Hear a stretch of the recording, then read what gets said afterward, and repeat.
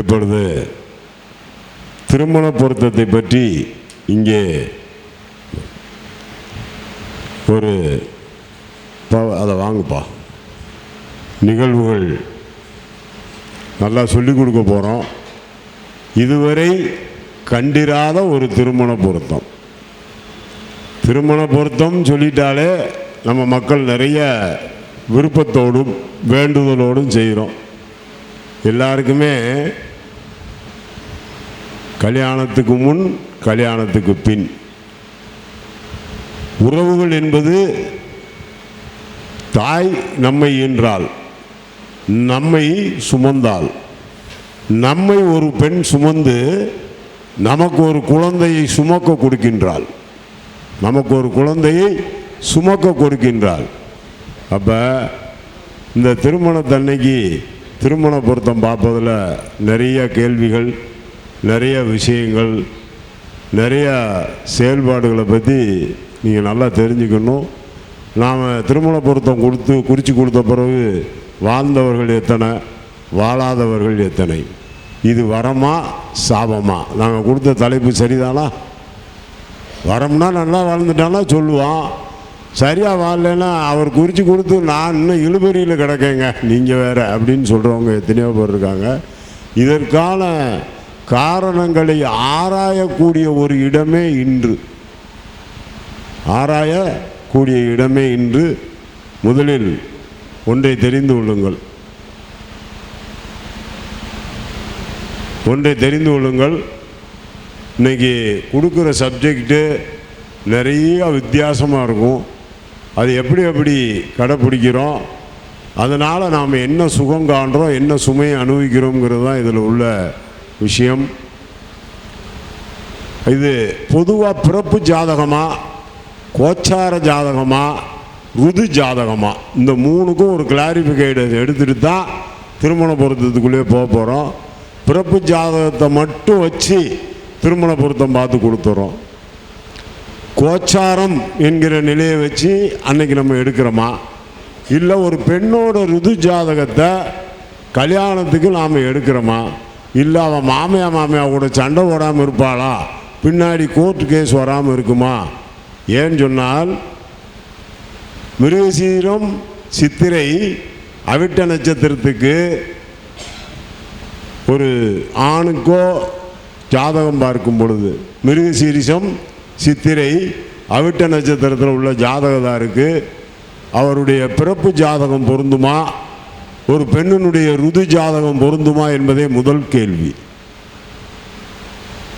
மிருகசீரிசம் சித்திரை அவிட்டம் இந்த 3 நட்சத்திரத்தில் பிறந்த பையனுக்கு ஒரு பெண்ணினுடைய ஜாதகம் பொருந்துமா, பிறப்பு ஜாதகமா அல்லது ருது ஜாதகமா? நான் சொல்கிறது உங்களுக்கு புரிஞ்சுக்கிட்டீங்களா? ஆரம்பத்திலிருந்து ஆரம்பிக்கிறதுலேருந்து கடைசி வரை இந்த பரிமாற்றங்கள் நிறைய நடக்கணும். அப்போ தான் இனிமேல் நம்ம சொல்லும் போது பார்த்து சொல்லணுங்க ஐயா அப்படிங்கிற ஒரு எண்ணம் வரும். சரியா? இப்போ முதல்ல நான் எப்பயும் போல் இந்த வாழ்த்துக்களை தெரிவித்து செய்ய வேண்டிய மரியாதையை செய்துவிட்டு அதன் பின்னால் இந்த விழா அப்படியே தொடங்கி நடந்து கொண்டே இருக்கும். இதில் ஏற்படக்கூடிய சந்தேகங்கள், விளக்கங்கள், அதில் உள்ள பரிகாரங்கள், இன்றைக்கி ரச்சி பொருத்தம் இல்லாட்டினா கல்யாணம் முடிக்க முடியாது நீங்கள் முதல் சொல்லிடுறீங்க. மன்னன் வாங்க, உங்களுக்கு 25 ஆண்டுக்கு முந்தைய ரச்சி பொருத்தம் பார்த்து கல்யாணம் முடித்தோமா? ரச்சி இல்லைன்னு உங்கள் அப்பா சொன்னது தானே கல்யாணம் முடித்தோம். சும்மா மைக்கில் பேசுங்க. உங்களுக்கு இன்னைக்கு குடும்பம் இருக்கா, பிள்ளை இருக்கா இல்லையா, நீங்கள் நல்லா இருக்கீங்களா இல்லையா? எனக்கு தனுசு ராசி பூராடம், என் மனைவியோட நட்சத்திரம் சிம்ம ராசி பூரம். ரைட்டா?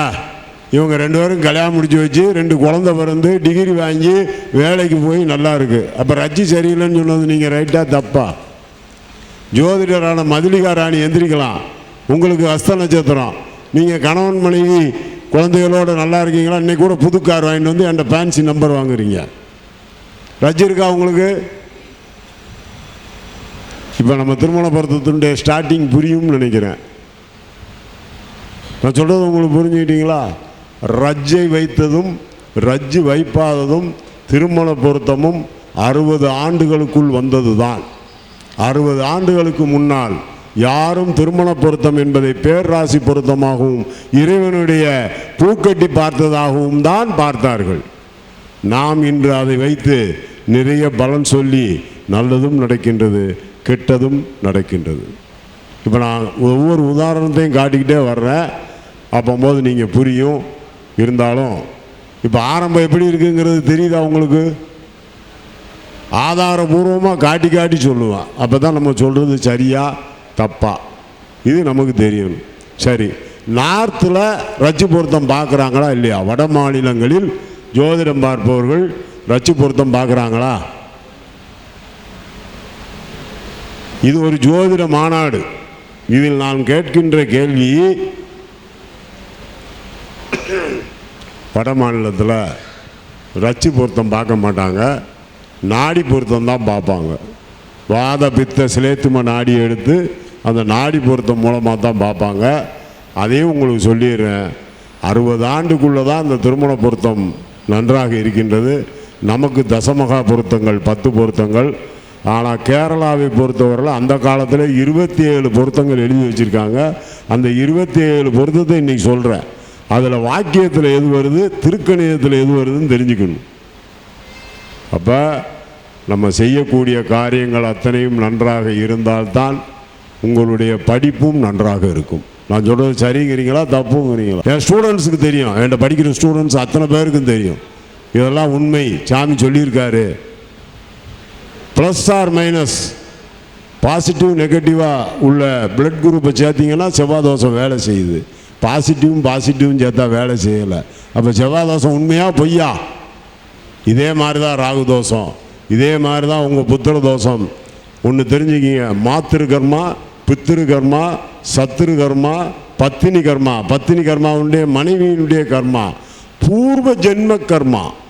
இந்த 5 கர்மாவுக்கும் ஜோதிடன் விடை சொல்லாத வரை ஜோதிடம் நாவில் பலிக்காது. மாத்திரு கர்மா இருப்பின் பெண் தோஷம், பெண் சம்பந்தப்பட்ட தெய்வங்கள் நமக்கு சொல்லிக் கொடுக்காது. பித்திரு கர்மா இருக்கும் வரை நம்மளுடைய தகப்பன் வழி தெய்வமும் வராது. அப்போ குலதெய்வமும் வராது, இதுவும் வராது. அப்போ நம்ம எப்படி பலன் சொல்லி நம்ம ஜெயிக்கிறது? இதுக்கெல்லாம் விட இன்னைக்கு காம்போம். சரியா? இப்பொழுது மரியாதை செய்யப்படுகின்றது. எப்படி மாநாடு சுறுசுறுப்பாக இருக்கா? கொஞ்சமாக சர்க்குலேட்டில் பிளட்டு ஓடுதா? இன்னும் எந்திரிச்சு உட்காந்துடணும். சீட்டில் எல்லோரும் டக்கு டக்குன்னு ஏறி உட்காந்துடணும். அந்த அளவுக்கு நம்ம ஒரு சொல்லி கொடுத்தா ஒரு சேலஞ்சியா. இந்த மாநாடு சதயத்தில் போட்டிருக்கேன்.